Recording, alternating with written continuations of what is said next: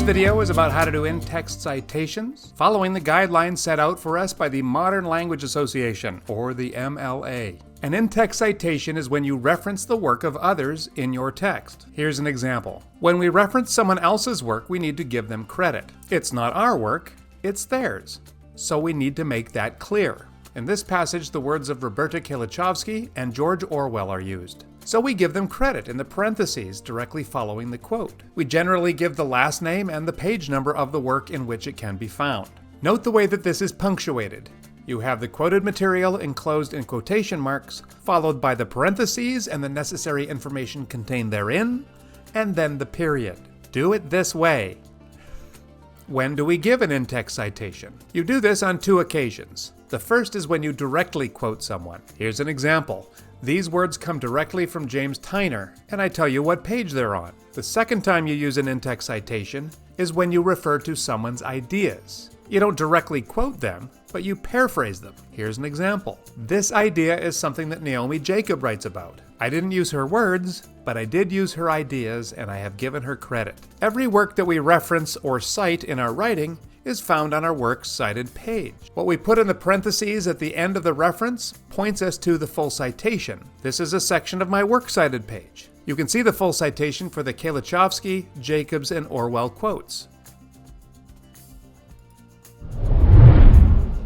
So how do you cite a text? A lot of the time you will just give the author and the page number where the original quote or idea can be found, like this. If there is no page number, which is often the case for a lot of online sources, then you simply don't give the page number. Just the name of the author is fine. But sometimes there's no author either, so then you just give a title of the piece, or a condensed version of that title. If you are referring to two different works by the same author, you can't of course use the author's last name in the parenthetical citation, for it will point to both sources. In this case, you would use the title of the works, shortened if necessary, in the parentheses. For instance, if I'm referring to George Orwell's essay, Politics in the English Language, but I am also using his novel, 1984, citations to these works would look like this. Notice I've shortened the title of Orwell's essay. Also, you will need to format titles properly when it comes to italics and quotation marks. Just a review.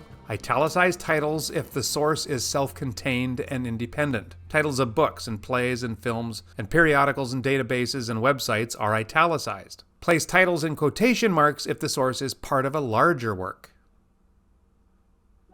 The Bible and Shakespeare get their own special kind of citation. They look like this. In your parenthetical citation, you want to make it clear which Bible you're using, as each version varies in its translation, followed by the book, chapter, and verse. And when citing a Shakespeare play, do it like this. This means Act 1, Scene 2, lines 65 to 67. Now here are some more specific ways in which MLA guidelines can help your writing look less encumbered by citations. It will be easier to show you. Look at this quote. This is right, but so is this. Notice that if, in your own text, you include information that would go into the parentheses, you don't put it in the parenthetical citation. It's been taken care of. Your reader knows where it comes from. Now, you wouldn't just drop Gottlieb into your sentence like that without introducing her earlier in your paper. Here's another way to deal with citations. If you are referring to the same source multiple times in the same paragraph with no intervening sources, you may do this. Notice you include Orwell's name in the first citation, but not in those that follow in the same paragraph. The assumption is that it comes from the same source as the one before it and before that and so on. Notice that there are two quotations that come from page 7,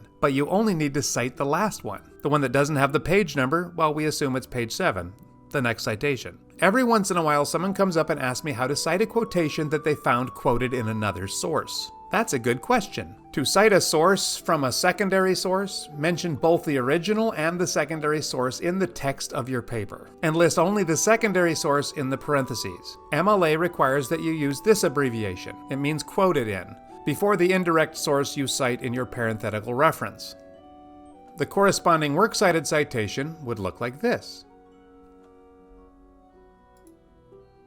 One last thing, block quotations. If the text that you want to quote is longer than 4 lines, use what is called a block quotation. Indent the quoted text 1 inch from your margin. You don't use quotation marks. That would be considered redundant. And remember that it's all double-spaced. Everything is double-spaced.